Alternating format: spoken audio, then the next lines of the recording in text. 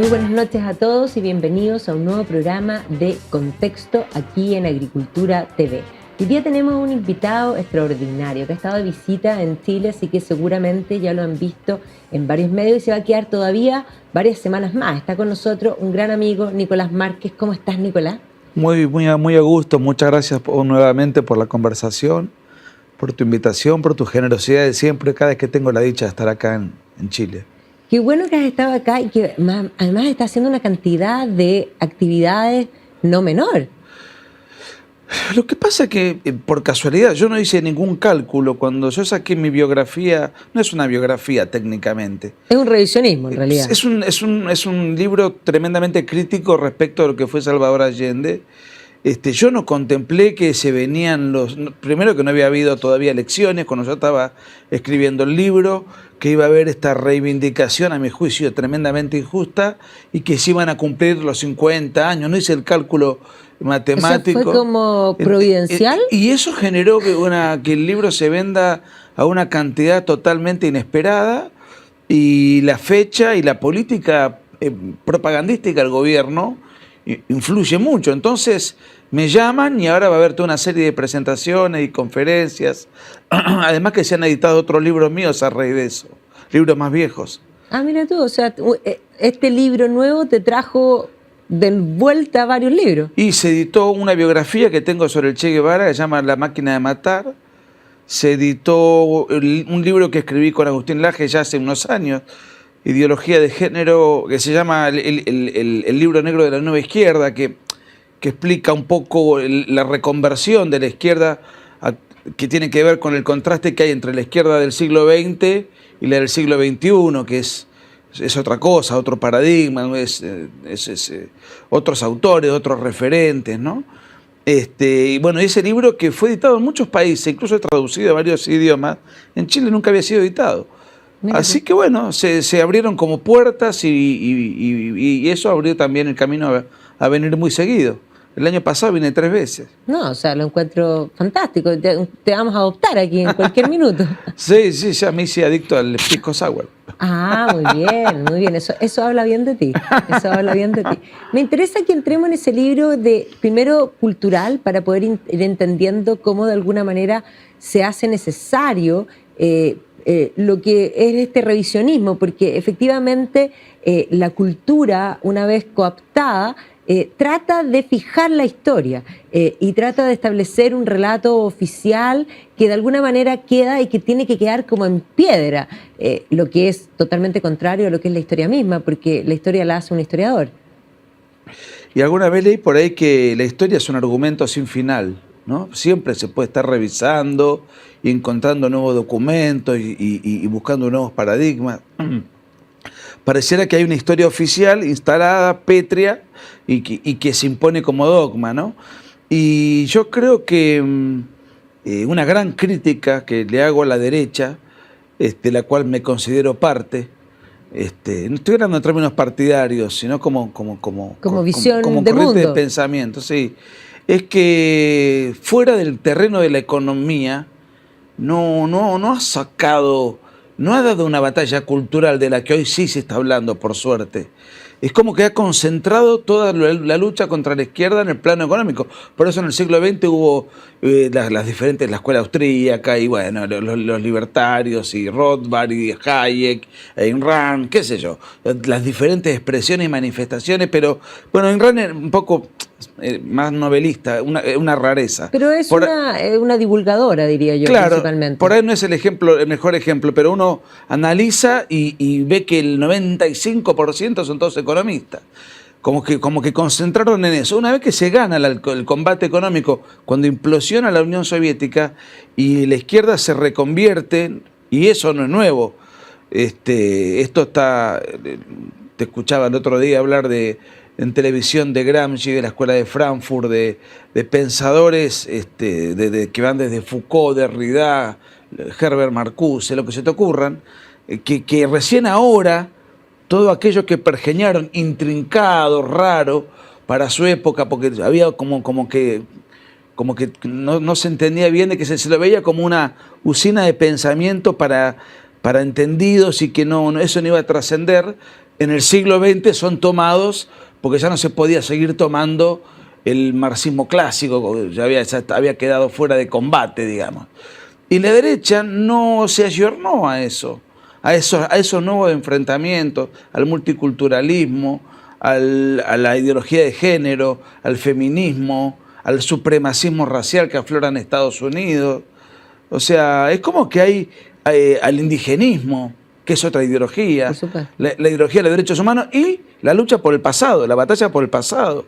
Hay un montón de frentes de combate donde la derecha ha seguido peleándose contra la plusvalía, contra conceptos que tienen que ver con la oferta y la demanda, o sea, seguir sosteniendo cosas que ya forman parte de una discusión que ya se ganó y que tiene 50 años para atrás. No se ayornó.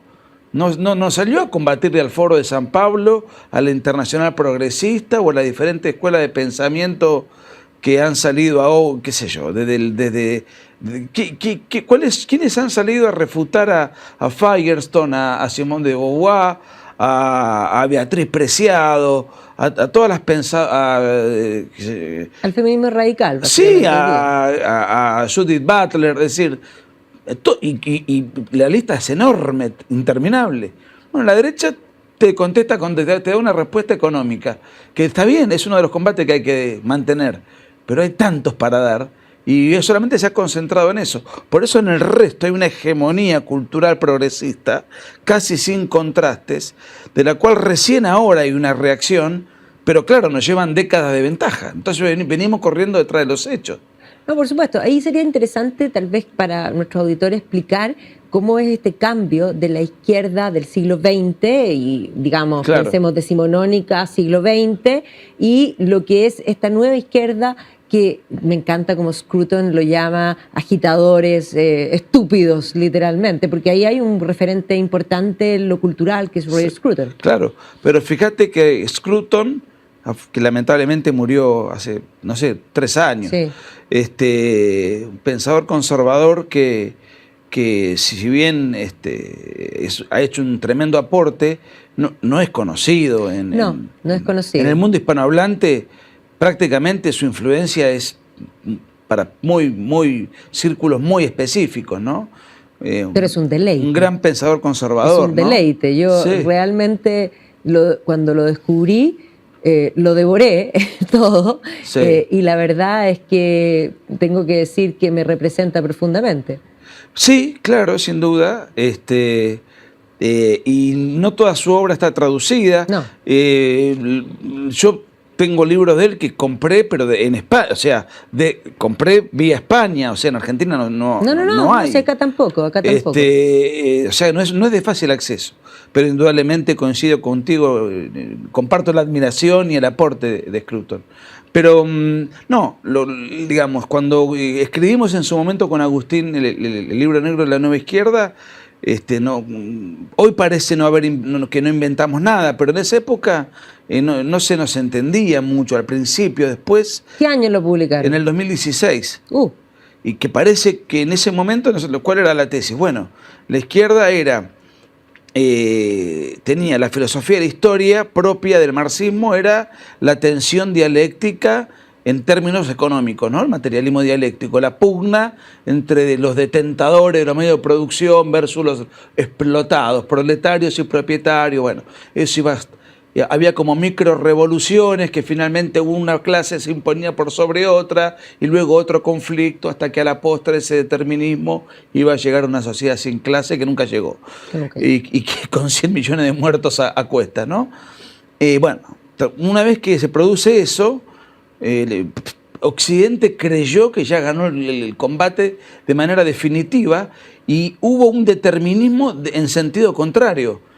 Y si tú te fijas, los libros como El fin de la historia y el nuevo hombre, y libros afines, muy triunfalistas, Cuando cayó el muro, básicamente se acabó la historia. Y bueno, ese libro particularmente fue editado en el 92 y la Unión Soviética acá en el 91. Es decir, fueron los libros de un triunfalismo determinista, un determinismo de signo contrario. Se terminó. Ya no hay más totalitarismo, no hay más peligro de campo de concentración, no hay más peligros de amenazas al estilo de vida occidental. Y sí, la izquierda no perdió ni un minuto. segundo, sí. Automáticamente se reconvirtió y la cantidad de cosas que aparecen en el año 92 son muy curiosas. Por ejemplo, el primer Congreso de Ecología Popular que se lleva adelante en América se hace en Río de Janeiro en el 92.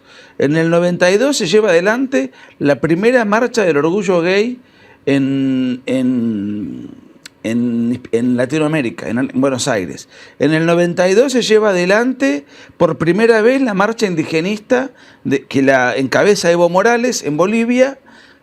Nunca jamás había habido en Bolivia una marcha indigenista. Y que el motivo era estaba muy inteligentemente pergeñado. Era repudiar que hacía 500 años, 1492, claro, que estamos siendo sometidos, colonizados culturalmente por el imperialismo europeo, etc. Bueno, en el 92 fue el golpe de Estado de Chávez, en el 90 claro. se crea el Foro de San Pablo. Ya se anticipaban, porque se veía venir que implosionaba la Unión Soviética. Y de inmediato aparecieron en el año 92 un montón de cosas y que 30 años después, todo el continente manchado de rojo, desde Canadá a la Argentina.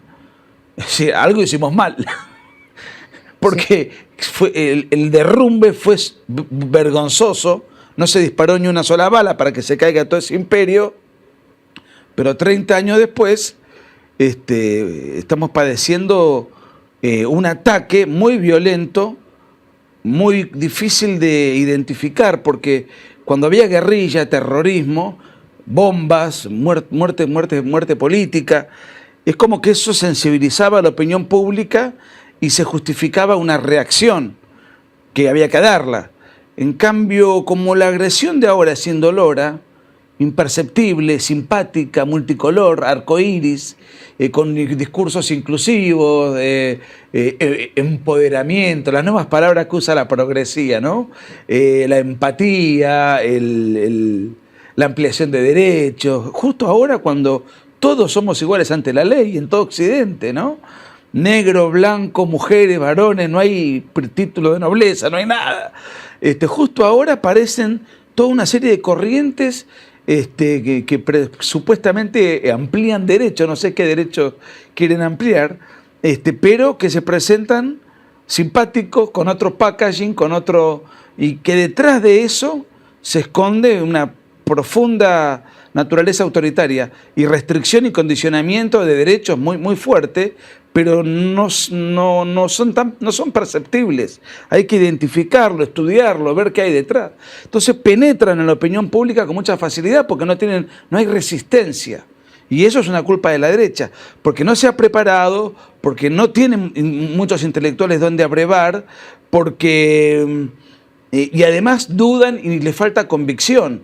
Entonces es como que se han quedado, digamos, aceptando la agenda cultural de la nueva izquierda, aunque defendiendo el mercado, pero en materia cultural se han arrodillado a esta agenda. Tampoco yo creo que han sido capaces de comprender lo que significa y por lo mismo y tampoco tienen claro qué es lo que debieran ellos creer, principalmente para definirse en decir soy de derecha. Claro. Yo creo que uno de los problemas que también ha sucedido es dejar de definir, dejar de conceptualizar, en el fondo dar las cosas como por sentado. Hoy día básicamente cuando alguien, no sé, yo hago estos ejercicios con mis alumnos, les pido que definan algo simple. Siempre parto con algo simple, pero ni lo simple lo pueden definir. ¿Por ejemplo qué? Yo de repente digo, defíneme vaca en clase, y me dice, ¿cómo defíneme vaca? ¿Qué es una vaca? Porque cuando tú haces una pregunta, ¿qué es? Yo estoy pidiendo, el qué implica una definición, pero la respuesta de los alumnos a nivel universitario te dicen, es como. No, las cosas no son como. Las cosas son algo específico, defíneme. Y entonces te quedan mirando así como, ¿qué me está preguntando? Y eso que le pasa a la juventud, les pasa a todos, a gente de derecha. Y yo le digo, bueno, ¿qué es ser de derecha? Y me miran y me dicen, ¿cómo que es ser de derecha? ¿En qué crees? Y te quedan mirando como, obviamente te dicen el mercado, Pero después de eso Y ahí voy, no salen del aspecto económico, no saben. no salen del único refugio de batalla con el cual se ha quedado la derecha en un momento en el cual la izquierda, amarga, como una medicina amarga, acepta la economía de mercado con regulaciones, tiene una tendencia intervencionista, Por supuesto. pero ya no cuestionan la propiedad privada, ya no cuestionan un montón de cosas que antes eran un oprobio, digamos. De hecho, creían en la economía planificada, en toda una serie de cosas que hoy ya no las discuten más. Entonces, ahora se metieron ¿qué hicieron? Trasladaron el conflicto Eso. de lo material a lo cultural. Entonces buscan constantemente atacar atacar nuestra idiosincrasia con estas ideologías que hoy o caretas que acabo de citar muy fugazmente, y generar conflicto en el seno de la comunidad política, buscando la tensión permanente y la disolución de valores que estaban muy afianzados en nuestro modo de ser. Un poco buscan la destrucción del concepto de la cultura cristiana occidental. Total. Fíjate que las grandes marchas de estos grupos terminan siempre en la iglesia o la catedral de turno de la ciudad donde se hace la marcha. Y agreden y atacan a la iglesia. Ahora, probablemente ni creen en Dios. O sea, no es un tema, yo no sé si es un tema metafísico. Algunos dicen que sí, otros que no. Yo lo que te digo es, buscan el edificio, una iglesia, que simboliza un cúmulo de valores que para ellos es opresivo. Ese cúmulo de valores es lo que hay que reemplazar por estos nuevos paradigmas revolucionarios, ¿no? Es una revolución cultural. No, por supuesto es una revolución cultural que de alguna manera lo que hace, tú bien lo planteas, es trasladar la lucha de clase tradicional a mini luchas de clases, pero que generen esta conflictividad y que de alguna manera permitan reescribir, reposicionar y de alguna manera podríamos decir reinventar, incluso, o sea, destruir el concepto de verdad. Ahí yo diría que ahí está el drama de Occidente. Bueno, el relativismo, el posmodernismo tiene mucho que ver con qué es una vaca, no pueden definir. Y hay documentales muy divertidos, pero muy preocupantes, que no pueden definir qué es una mujer. No, por supuesto. Y bueno, o sea, no pueden definir algo tan observable, tan concreto, porque bueno, hoy somos todos, tenemos 120 géneros y uno es aquello que autopercibe ser y no aquello que es conforme a su realidad natural, porque estamos en una etapa en donde la autopercepción prevalece por aquello que es por esencia, por naturaleza, ¿no? O sea, es una sociedad que ha ido reemplazando, yo diría que es una ola que viene desde el movimiento romántico de reemplazar el ser por el sentir. Sí, y dentro de ese reemplazo hay un tema. El otro día decía Jordan Peterson, sí.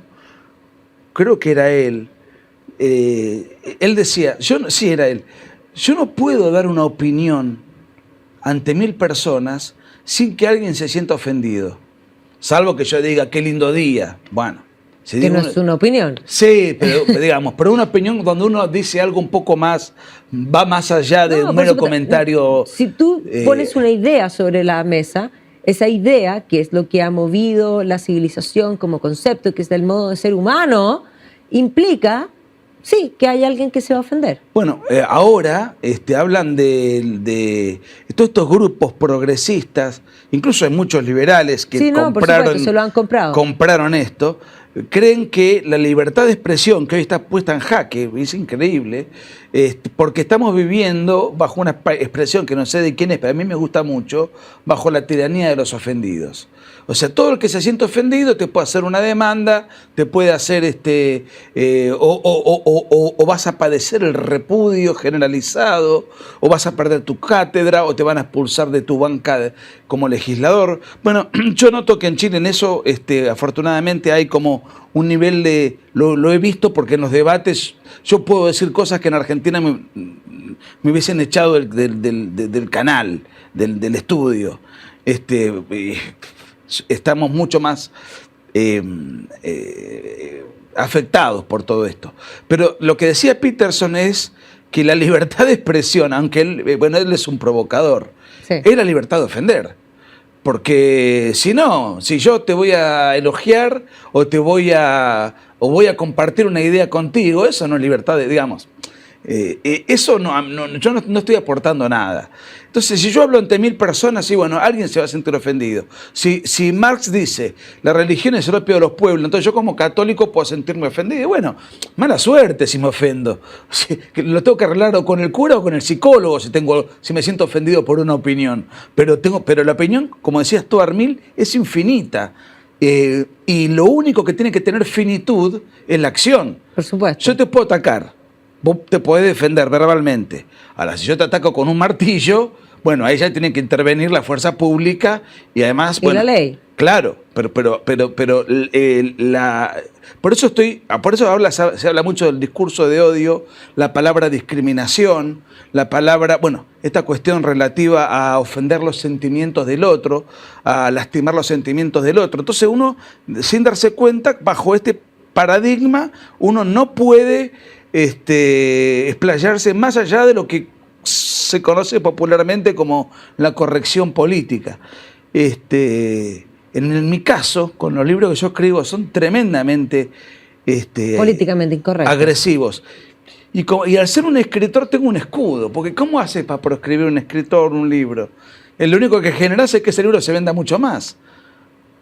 O pirata o no pirata, ¿cómo haces? O sea, es difícil meterse con un escritor porque si te metes contra él o le haces, no sé cómo se usa. Censura.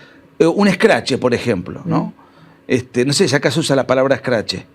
Bueno, es una protesta, una manifestación en repudio de una ponencia, de una presentación de un libro, una conferencia. Una funa. Una funa le dicen acá. Sí. Bueno. Y eso genera repercusión, interés, sale en algún medio, la gente se pregunta, pero ¿qué dirá este muchacho o qué tendrá este libro que ha causado este revuelo? Entonces es difícil, me siento como blindado, tengo esa ventaja, pero el que no se dedica a escribir y corre riesgo desde una cátedra, vos das una interpretación histórica determinada que es contraria al dogma impuesto, y el riesgo de sanción, de exoneración, y te hablo de una cátedra, le puede pasar a un periodista, le puede pasar a cualquiera que tenga alguna llegada a un círculo de gente determinado, si dice algo así, su trabajo, un juez que diga algo relativo en una sentencia o una expresión pública, un magistrado, y puede perder su trabajo. Entonces hay una autocensura, pero eso es porque no hay un respaldo detrás de eso. Sí, porque no se comprende lo que es en rigor, porque hoy día tenemos un mundo que busca no solo la inclusión, sino que plantea la tolerancia. Pero la tolerancia desde el siglo XVIII, desde que la define Voltaire, era una tolerancia que toleraba todo menos la Iglesia Católica. Es más, el propio Voltaire decía y resumía su filosofía como écraser la infame, aplastar a la infame, que era la Iglesia Católica. Y esa hebra que viene desde el siglo XVIII se ha ido exacerbando, y un punto hoy día ellos son tolerantes, son inclusivos, pero otra vez, el conservador, el religioso, eso no, eso hay que sacarlo, ellos son los que odian, los que no incluyen, o sea, es una inclusión exclusiva. Bueno, usan la palabra diversidad constantemente, pero no aceptan ninguna manifestación del pensamiento que sea diversa de la que ellos pretenden imponer, como dogma, ¿no? Sí. Entonces, es interesante porque porque aparecen autores, pocos, pero hay, que empiezan a rebelarse con mucha furia. El otro día, perdón, no hay problema. Vi que recomendaste el libro, que buenísimo, de Agustín Laje. La generación de idiota. La generación idiota. Agustín, siendo alguien muy moderado, muy pedagógico, muy universitario en su estilo, en este libro se despacha con una agresividad, una catarsis, no parece él por momentos. Es un libro de guerra, de combate, y efectivamente, perdón, sí. Bueno, hay una reacción que se está dando, pero tardía, somos pocos, no tenemos recursos, hacemos lo que podemos, y claro, comparado con la maquinaria que tienen, y no me equivoco, nuestros enemigos, porque no los considero adversarios, creo que son enemigos, comparado con esa maquinaria, nosotros estamos tirando, somos francotiradores dispersos, tratando de luchar contra toda un ejército propagandístico tremebundo, ¿no? que nos invade. Pero de todas maneras yo creo que estoy muy esperanzado, porque muchos estudios, ¿no? O sea, ¿qué ocurrió en estos años? Para mí la izquierda copó 4 estructuras: la radio tradicional, la televisión tradicional, los diarios de papel tradicionales y la educación formal. Y nosotros, al no tener acceso a esos lugares, nos refugiamos en las redes. Sí. El problema es que, si bien parece que lo nuestro es mucho más precario, la gente ve 5 horas de redes por día. ¿Y qué hacían antes? ¿O qué hacíamos antes? Sí, mirábamos televisión, leíamos los diarios. Y las redes son mucho mejor manejadas por influencers, comunicadores, divulgadores, o gente que tiene canales y da una charla, una clase. Y entonces la derecha sabe manejar mucho mejor. Por una cuestión de necesidad, se ha tenido que meter ahí. Ahora, como las redes cada vez las mira más gente, mayor cantidad de gente, y son muy jóvenes, o cada vez más jóvenes, sí. Yo confío en que de acá a 10, 15 años, esos jóvenes, al haberse refugiado en un lugar que sirve como antídoto a la contaminación ideológica de los medios hegemónicos tradicionales, yo creo que de acá a 10, 15 años, cuando haya un recambio generacional, va a haber un recambio generacional de pedagogos, magistrados, empresarios, millonarios, políticos, agentes de la sociedad civil, de inspiración conservadora, que hoy todavía no hay, pero en una cuantía menor. Yo tengo mucha confianza que este combate se va a dar vuelta. Hoy parece que le estamos perdiendo, pero si yo lo proyecto, creo que de acá a 10 años vamos a tener una potencia muy superior, y vamos a revertir este mapa rojo que, como dije hoy, va desde Canadá a Tierra del Fuego. Sí, bueno, en América, porque yo diría que esto es, es en toda la cultura occidental. Sí, sí. Europa también, por supuesto. Pero ahí esto tú planteas una cosa que es bien interesante, porque efectivamente ellos han atacado particularmente las instituciones, han penetrado las instituciones, no solamente los medios de comunicación, que sin duda, por supuesto, es una de las visiones gramscianas que de alguna manera se han impuesto desde Marcuse en adelante, que de alguna forma son esos años de los 60 principalmente los que van a tomar las ideas de Gramsci, que estaban bastante olvidadas, pero que van a hacer sentido, van a ser una buena fórmula. Pero van a penetrar las instituciones, y una de las cosas más dramáticas que creo que le ha pasado a Occidente es que se ha penetrado una de las instituciones más importantes de la cultura, de nuestra cultura, que es la universidad. Las universidades, que eran un lugar yo creo que, es más, la universidad medieval era una universidad que tenía mucha más intercambio de opiniones y discusión real que la que tenemos hoy. Hoy día es totalmente hegemónica y nadie puede decir, hemos perdido la libertad de cátedra.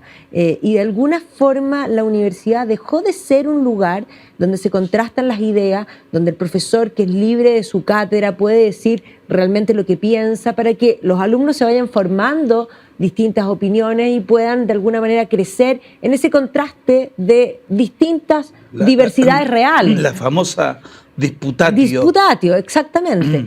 O sea, ya no hay eso, ya no hay disputatio, porque si tú planteas algo políticamente incorrecto, te pasan por y te expulsan literalmente. Pero Internet, que bien tú lo dijiste, o sea, yo creo que hoy día se ha producido una nueva revolución, así como la imprenta implicó la revolución de las ideas y la masificación y llevó al racionalismo y finalmente a la ilustración y al mundo moderno. Hoy día la Internet, en el sentido principalmente de YouTube, yo diría que contenidos audiovisuales, Sí. En el que además muchos profesores que ya no quieren hacer clases en las universidades se han convertido en divulgadores. El propio Jordan Peterson, que es uno de los que han sido, en buen chileno, funados, ¿cómo lo dices tú en Argentina? ¿Scratcheados? El scratch es una protesta contra alguien que va a dar una charla o que va a hacer una... No, claro, pero escrachado, cancelado, pero que hoy día esa misma cancelación... Es un argentinismo. Por eso, pero lo ha multiplicado, pero por miles. O sea, yo pienso, no sé, en un Peterson, en los americanos un Ben Shapiro, Sí. en fin, que hoy día Sí. son celebridades. En el propio Milei. Milei es un fenómeno que tiene que ver particularmente con no solo su forma irreverente, sino que es un hombre mediático que efectivamente se ha multiplicado más allá, yo creo que hasta lo que él tal vez pensaba. Bueno, ¿y dónde impacta fuertemente en la juventud? En la juventud. En Argentina se vota a partir de los 16, no sé en Chile. No. Me parece un disparate, se vota a partir sí. de los 16, pero de todas maneras, bueno, es la ley. Entre los 16 y los 35 años arrasan todas las encuestas. A medida que es más grande el nivel etario, su popularidad o su adhesión no es tan alta, pero en la juventud, en la base de la pirámide, digamos, electoral, es furor. Pero Milei promete, dice, es más, dice, si tú te esfuerzas, pero habla de un discurso que es todo lo contrario a lo que muchos pensarían que es como el deseo humano. Es decir, ahora, habla con la realidad, porque efectivamente la promesa de la izquierda es no hagas nada, y debes recibir todo por el solo hecho de respirar, mereces todos los derechos, vive de los otros. El salario universal. Por eso, o sea, pero ¿de dónde sale? Es la gran pregunta. Claro. O sea, no tienen realismo en ningún sentido, porque suena todo fantástico, y la pregunta es, bueno, ¿y cómo lo pago? Ya, ¿qué promete Milei? Dice, bueno, esfuérzate, arremángate las mangas, trabaja, sangre, sudor, lágrimas, y de alguna manera han logrado conquistar los corazones. Bueno, pero además, más allá del resultado electoral que veremos, sí, se da en octubre. Pero los corazones los tiene conquistados igual. Te digo que la prensa ya le está empezando a pegar duro porque no soy ingenuo, los medios de comunicación reciben sus respectivas pautas y los condicionamientos. Yo creo que hay una preocupación. Antes lo veían como un personaje simpático, extravagante, ahora ya hay una preocupación. Pero el otro día salió un artículo, no me acuerdo en qué diario, Clarín creo que fue, o no me acuerdo, decía, Milei ya ganó, porque independientemente del resultado electoral, él puso en el debate político cosas que no se debatían nunca. Por ejemplo, en Argentina no se debatía si el Estado tiene que estar presente o no. Y él casi propone no la desaparición del Estado porque, si bien se considera anarcocapitalista, dice, bueno, soy realista, soy minarquista, o sea, un Estado pequeño. Small is beautiful. Claro, digamos, acotado a ciertas cosas específicas. El dejar de emitir, el dejar de dar subsidios, el dejar de dar planes sociales, el dejar de dar asignaciones universales por todo concepto. Y además, la candidata a vicepresidente dijo que si llegan hay que tener el respaldo en el Parlamento para eso. Va a derogar el aborto y va a derogar el matrimonio igualitario. Eso es un escándalo. O sea, cosas que antes son leyes que fueron sacadas con prácticamente el voto unánime de toda la partidocracia. Y ahora, tiran arriba de la mesa discusiones que exceden lo económico y que representan cada vez con mayor fuerza a un sector importante de la sociedad, sobre todo porque la Argentina está económicamente devastada. Sí. Y bueno, Javier es economista, entonces es como que de alguna manera la gente se quiere refugiar en alguien que le pueda solucionar. Somos el país con la segunda inflación más alta del mundo. Entonces, bueno, quiere dolarizar, por ejemplo. Es disruptivo, ¿se puede dolarizar? No se puede, querés cobrar en dólares, se puede llevar adelante ese semejante cambio de paradigma en un país que tiene una inflación crónica hace casi un siglo. Y bueno, ahora están todos los economistas diciendo que sí, que no, que vamos a debate. Pero están debatiendo, o sea, claro, pero él puso arriba de la mesa un montón de cosas que eran tabú. Antes eras una antipatria. ¿Cómo vas a cambiar la soberanía de la moneda? O sea, bueno, es interesante lo que se está viendo. Bueno, tú escribiste tu nuevo libro, que es lo que te ha traído a Chile constantemente, sí, que también ha sido bastante disruptivo porque aquí había un discurso y podríamos decir una historia ya fija que tú la ves en todos los libros, que de alguna manera libros de colegio, inmediatamente hay una sola forma de ver, una sola forma de referirse a los términos. Los términos también son importantes porque cada palabra tiene un significado ideológico. Tú te das cuenta, por lo menos como historiador, me basta leer. Yo leo de todo, de todos los sectores y sobre todo leo a los que no piensan como yo. Pero hay veces que tú compras un libro que te gustó y no sabes qué piensa. Bien, empiezas a leerlo y ves algunos términos y rápidamente ya sabes desde dónde está hablando.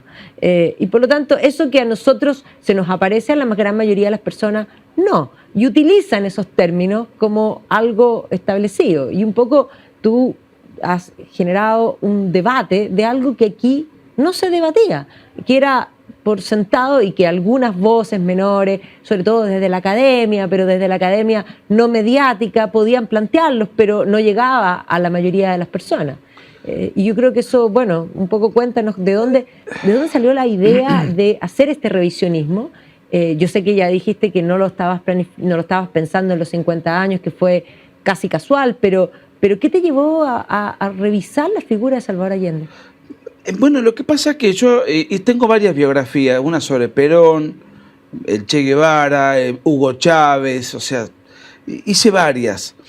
Y Salvador Allende y la historia chilena particularmente siempre me impactó porque por el contraste tremendo entre un proyecto marxista-leninista que de un día para el otro pasó a ser un proyecto culturalmente conservador y económicamente liberal, y que además fue tremendamente exitoso. Después de la crítica que le quieran hacer, podemos estar discutiéndolo hasta las 6 de la mañana, pero ese proyecto fue tremendamente exitoso. Y sin embargo fue satanizado, demonizado, y el proyecto que fracasa con el suicidio de Allende en septiembre del 73 ha sido tratado pero como heroico, como algo... el otro día estábamos en pleno debate, yo escuchaba a los que estaban en la mesa de enfrente, digamos, nuestra, hablar de que Allende quería un proyecto socialdemócrata. Y digo, pero no conoce ni la historia de su propio país. Y no es una crítica, en Argentina pasó algo parecido. Yo hice libros sobre la década del 70 en Argentina, en donde también hay toda una construcción entre buenos y malos, tan maniquea y tan infantil, que irrita, porque aparte eso está institucionalizado, y a los que cuestionamos esa historia oficial impuesta nos llaman negacionistas, ¿no? Que es lo mismo que estábamos hablando, la política de la cancelación, de lo políticamente correcto, el discurso único y la no posibilidad ni siquiera de plantear nuevas fuentes que puedan revisar y replantear la historia, que es lo lógico. Siempre me interesó Allende. ¿Y qué ocurre? cuando se producen las elecciones, o ya se veía venir que tanto la Concertación como dice Urruticochea, la derechita sensible o la derecha, esos sectores empezaron a apagarse y se empezó a radicalizar y a abrir una grieta ideológica muy profunda en Chile, entre una derecha más radical que la tradicional y una izquierda más radical que la Concertación. O sea que la gente se hartó de ese centrismo, ese contubernio donde los partidos apenas mostraban diferencias. Digo, este es el momento para escribir sobre Allende. Pero yo no contemplé los 50 años, pensé además que iba a ganar Kast.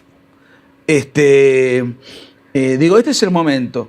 Y bueno, y encima estaban en pleno proceso constituyente. Sí, claro. O sea, había una politización, una ideologización. Y como además escribir sobre Allende, si bien uno tiene que leer mucho, pero no es una historia sobre Allende. Por supuesto hago una introducción sobre quién es, pero es una introducción, no es una biografía. Su gobierno duró 3 años. Entonces, es corto. Entonces era un libro que iba a ser corto, porque su política duró 3 años. Obviamente que se puede hacer, siempre profundizar y hacer algo más largo, pero es un libro de 200 páginas, con 300 citas. O sea, no quiero dejar nada librado al azar, ¿no? Pero sí, y te digo que estoy súper contento, porque me gustó mucho cómo quedó. A veces he escrito libros que después con el tiempo no me he sentido tan convencido. Con este sí. Pasa que uno dice, podría. Ya. Además, en la medida que uno va estudiando más, cuando uno vuelve a mirar lo que hizo antes, dice, en ese entonces no sabía esto, lo habría complementado. Bueno, ¿y qué es lo que tú planteas ahí? Porque bien lo vimos el otro día en el debate, cuando te dicen que era un socialdemócrata y era un marxista-leninista, sí, declarado, y no es algo que lo digamos nosotros, lo dijo él. Claro, pero además, a ver, el título ya tiene una tesis. La dictadura comunista de Salvador Allende se llama el libro. Ya es una tesis que él fue un dictador. Entonces, que llegó democráticamente al poder, ni siquiera con mayoría, pero ya, ok, a través de los arreglos llegó, pero que se transformó en... Pero es que a mí lo que me sorprende es que tanta gente, incluso el otro día en este debate que hubo en Sin Filtro se dijo, y es un argumento recurrente que me lo tiran en las redes, llegó por el voto, no puede ser un dictador. Pero la cantidad Hitler también. Mussolini, Perón, Hugo Chávez, Salvador Allende, digamos, yo lo mido por cómo ejerce el poder, no por cómo accedió al poder. Sí, el acceso al poder no lo cuestiono. De todas maneras, yo creo que había muy graves sospechas de que esto se iba a convertir en una dictadura. Por eso la democracia cristiana... Le piden la garantía, las garantías. ¿Por qué le piden garantías, un estatuto de garantías? Si un hombre de la democracia jura por la Constitución, no hay que pedirle nada. ¿Por qué le piden un estatuto de garantías? Porque sabían quiénes estaban ahí adentro, que era el MIR, que era parte de la estructura, no formalmente, pero era parte de la estructura de la Unidad Popular, su vínculo con Fidel Castro, su participación previa para promover la guerrilla internacional, sus vínculos con la Unión Soviética, sus veneraciones a Stalin. Por eso cuando yo el otro día dije que era stalinista, bueno, yo tengo los discursos de él del año 53, cuando muere Stalin. Él y Pablo Neruda encabezaron los homenajes elogiosos para con uno de los carniceros más grandes de la historia. Sí, Pablo Neruda hizo una oda a Stalin. Claro, Stalin capitán. Sí. Bueno, pero eso... Ahora, eso no le impidió ganar el premio Nobel. No. Premio Nobel que no pudo ganar Borges por juntarse con Pinochet. Y eso lo tengo en el libro. Es una declaración de María Kodama, que lo llaman desde Suecia para que no se junte con Borges, con Pinochet, porque si se juntan no va a ganar el premio Nobel. O sea, lo cuenta ella. O sea, fue casi una amenaza. Se juntó igual Borges, pero fíjate, por una reunión, cuando el otro sí le canta loas a un tipo que se le atribuyen 25 millones de cadáveres, ¿no? Que, bueno, Eso es la asimetría de la indulgencia. Y después, bueno, la tesis es esa, o sea, que hubo, sí, una legitimidad de origen y una ilegitimidad de ejercicio, que no la digo yo, la Corte lo dice, sí, por supuesto, lo dice el Congreso, lo dice lo dicen todos los políticos, y lo dice la Contraloría General de la Nación. Y hay un dato que para mí es revelador, porque que es importante que la gente lo sepa, porque por ahí no lo saben, sobre todo los más jóvenes. El 11 de septiembre había 4 presidentes vivos: González Videla, Alessandri, Frei Montalva y un futuro presidente que era Elwin. Los 4, está filmado, sí, claro, se manifestaron eufóricos en favor del pronunciamiento. Entonces, ¿qué es lo que van a hacer ahora el 11 de septiembre? ¿Van a repudiar qué? Lo que la chilenidad representada en presidentes que incluso no eran de derecha, salvo Alessandri, apoyaron, pero con un énfasis y que además las elecciones del 73, donde la oposición gana de manera por 10 puntos de diferencia, siendo que además se confirmó que el propio Allende hizo fraude. Entonces, o sea, era un gobierno fraudulento, dictatorial, castrista. Sí, Castro estuvo aquí. Castro estuvo 24 días. Yo no conozco en la historia diplomática mundial que venga un presidente, en este caso un tirano, a recorrer 9 ciudades de Chile a dirigir la revolución. De hecho, hasta el propio Allende estaba incómodo. Pero claro, ¿cuándo te quedas? ¿Quién manda? La gente decía, ¿quién manda en Chile? O sea, y quedaba claro la sumisión, el sometimiento a quien era el representante máximo de la Unión Soviética en América Latina. Al hemisferio. Claro. Y bueno, se pretendía replicar, y esto hay 2 datos muy atractivos. Hay un reportaje que le hace Regis Debray. Regis Debray es un ideólogo marxista, no sé si sigue siendo marxista, pero en su momento... Tal vez maduró. Capaz que mejoró, yo no lo he leído. Leí su librito Revolución, dentro de la Revolución, que tiene 50 años, pero él estaba tan convencido de la revolución guerrillera, de tomar el poder, que él participó personalmente de los campamentos del Che Guevara en Bolivia. Por eso lo detienen, un francés en la selva boliviana, coloradito. ¿Qué hace acá? Ahí cuando lo detienen, lo condenaron a 30 años y bueno, por presión internacional a los 4 años lo indultan. Después del indulto lo viene a apoyar Allende. Allende ya era presidente y es ahí donde Allende dice que él es marxista-leninista. Todavía le pregunta, ¿era necesario firmar el Estatuto de Garantías? Yo quería tomar el poder. Yo te firmo lo que vos quieras, después yo lo ejerzo. ¿Dónde hay que firmar? El objetivo era tomar el poder. Lo dice así, con ese descaro, con ese desparpajo. Y va a haber enfrentamiento, va a haber guerra civil. ¿Y cómo no va a haber? Yo me preparé toda la vida para esto. Va a llegar un momento en el cual el enemigo se va a tener que defender cuando lo arrinconemos. Lo dice Salvador Allende. O sea, él está hablando expresamente de guerra. De arrastrar la revolución, no al estilo castrista, sino de una manera a lo mejor un poco más pausada, pero por una razón. Porque él tenía el 30% de adhesión y el 70% no. Entonces tampoco podía atropellar todo tan fácilmente. Fue implantando una dictadura hasta donde pudo, hasta que se produjo la reacción de septiembre del 73. Reacción apañada por todos los presidentes vivos y por todas las instituciones de lo que quedaba de Chile. Instituciones que por otra parte no funcionaban. Ya no funcionaban.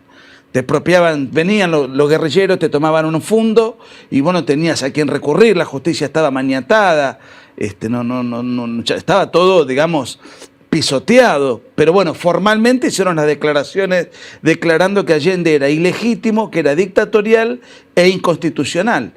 Bueno, había que sacarlo. Por supuesto, y ahí es donde los políticos de alguna manera esperaban que una vez que se recuperara el poder volviera a ello. Y ahí de alguna manera algunos fueron cambiando y mutando de posición. Pero en rigor podríamos decir que después del golpe, efectivamente el pronunciamiento militar y el régimen, que tiene 2 fases, efectivamente y un poco lo hablamos el otro día, y eso también nos va a quedar como para otra conversación, porque yo sé que tú vas a seguir viniendo, así que ahí vamos a entrar un poco también en esos otros temas, porque sé que nuestros auditores van a quedar, voy a dejar esto sobre la mesa simplemente, pero una de las cosas que yo manifesté el otro día es que la historia se va a juzgar en el tiempo. Sí. Y efectivamente en 100 años más, una cosa que va a incomodar sobre todo al mundo de la izquierda, pero que cualquier historiador va a tener que reconocer, es que si queremos llamar dictador en el sentido de la dictadura original, pensando en guardar el poder, estoy hablando de los romanos, para devolverlo, efectivamente Pinochet podríamos decir, ya, ok, fue un dictador, Sí. pero a los 17 años no solo hizo la hoja de ruta y entregó el poder. Yo me pregunto qué otro dictador actual, contemporáneo, lo ha entregado. Claro, pero además a mí hay una cosa que me interesa mucho, que una vez lo leí de un político argentino muy interesante. Él hablaba del postulado de la tendencia. ¿Cuál era la tendencia de Allende? Allende accede por una vía legítima, pero su tendencia fue instaurar una dictadura, que lo logró. Sí, por supuesto. No una dictadura totalitaria, como la de Fidel Castro, sino autoritaria, que es un grado menor de represión, pero se encaminaba hacia eso, no le dieron los tiempos. Por supuesto. Pero ahora, Pinochet accede por una vía Que no es por los votos, pero fue la tendencia. ¿La tendencia cuál fue? En el 77 hubo elecciones, en el 80 hubo elecciones con una constitución que le dio el poder por 8 años. Y después, la misma constitución establecía elecciones a fines de los 80 que se hicieron, que las perdió, pero también después de 17 años, aunque te gobierne Santo Tomás de Aquino, la gente se cansa. Y sacó el 43, 44% de los votos. Sí, entonces, pero además la tendencia mostró que fue dando libertades. Fue dando, y lo que se le cuestiona, que son las violaciones a los derechos humanos, en un contexto de guerrilla y terrorismo, donde yo no conozco ningún país que no tenga problemas de derechos humanos, cuando tiene un conflicto interno, una guerra civil o una guerra de baja intensidad, como sería en este caso. No conozco, y esto es empirismo puro. Empirismo puro. Díganme qué país ha combatido el terrorismo sin que haya desprolijidades o aspectos cuestionables. Ahora, eso se produjo al principio. Ya la segunda mitad de su gobierno, esos márgenes que se le cuestionan fueron muy inferiores. O sea, entonces, cuando se empieza a normalizar y a pacificar la situación, se amplían libertades, se hace una constitución que defiende el derecho de propiedad, la libertad, se hacen plebiscitos, la cuestión de los derechos humanos empieza a bajar muchísimo. El país empieza a crecer a números astronómicos. Hablaba de un término que a mí no me gusta, el milagro chileno. No fue un milagro, fue un tremendo esfuerzo colectivo, muy bien dirigido, y que la Concertación aceptó y continuó. Es más, ellos son los que cosecharon, básicamente, claro. Porque cuando se mira, efectivamente los gobiernos de la Concertación son los que más van a crecer, pero aplicando el modelo que se va a instaurar en esos 17 años. Los 17 años fueron ordenar las instituciones políticas, dar certeza jurídica y cambiar el rumbo y el modelo económico, que sí, eso lo va a tomar o lo va a consensuar finalmente la Concertación. Y sí, nos va a convertir en un país, bueno, tú sabes, tú también, yo soy media argentina, toda mi vida iba a Buenos Aires y toda la vida era subir 20 ni muchos más escalones, pero de pronto empezó a estar igual y de pronto fue a bajar. No, superó a la Argentina. Porque además yo me acuerdo, porque yo siempre estuve muy politizado, a pesar de que en esa época era chico, pero en el año 89, mientras nosotros mirábamos a Chile y se hablaba del milagro chileno y el esplendor de Chile, la Argentina estaba con la hiperinflación más alta de la historia mundial después de la Alemania de 1923. Empezaba la televisión a las 5 de la tarde porque no había luz. El gobierno de Alfonsín, que se fue antes, desastre. No había gas, no había petróleo. La escasez, el mercado negro, las colas. Era una situación devastadora. Entonces, dos modelos, uno socialista y del otro lado la cordillera, un modelo antagónico, ahí estaban los resultados. Sí, claro. Estaban los resultados. Entonces, era maravilloso, era algo tremendo. incluso argumentativamente. A nosotros, los que pensábamos de esta manera, como pienso yo, nos servía Chile como ejemplo. Como de la misma manera que se podía comparar Alemania Federal con Alemania comunista. Bueno, ahí tenés. ¿Qué más querés discutir? Bueno, Nicolás, ¿qué quieres que te diga? Te agradezco esta conversación, se nos hizo súper corto. Yo creo que vamos a tener que decirle ahí a la producción que esto tiene que durar más rato y cuando vuelvas te espero aquí de nuevo. Esta es tu casa. Te estoy muy agradecido que siempre seas tan afectuosa y me des tu espacio para poder difundir. La verdad que te debo varias. Bueno, ya iremos por unas cervezas por ahí en La Plata o en Buenos Aires. O un bife de chorizo, yo prefiero. Te voy a tener que dar parte de mis regalías porque me haces vender muchos libros. Yo te agradezco mucho. Gracias, Nicolás. Gracias a todos ustedes y nos vemos la próxima semana en Contexto.